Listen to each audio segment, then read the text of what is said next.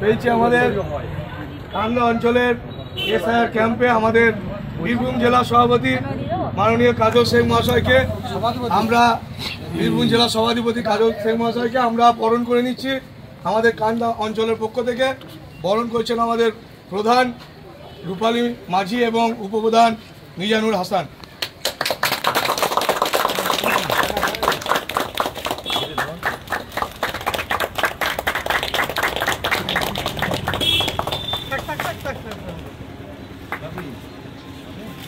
সবাই মিলে কাজ করুন, একটাও ভোটার যেন বাদ না যায়, প্রত্যেককে যেন ফর্ম ফিল আপ করে, এটা আমাদের সকলকে লক্ষ্য রাখতে হবে।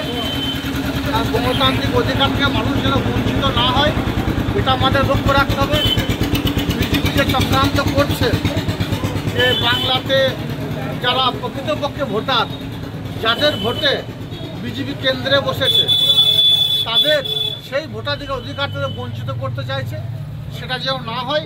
আমার যারা ইয়াংজেশন ভাইরা যারা আছে তাদের সকলকে বলবো, প্রত্যেকটি বাড়িতে বাড়িতে গিয়ে প্রত্যেকটি ভোটারের তারা যেন ফর্মটা ফিল আপ করে সেটাকে সুনিশ্চিত করবে।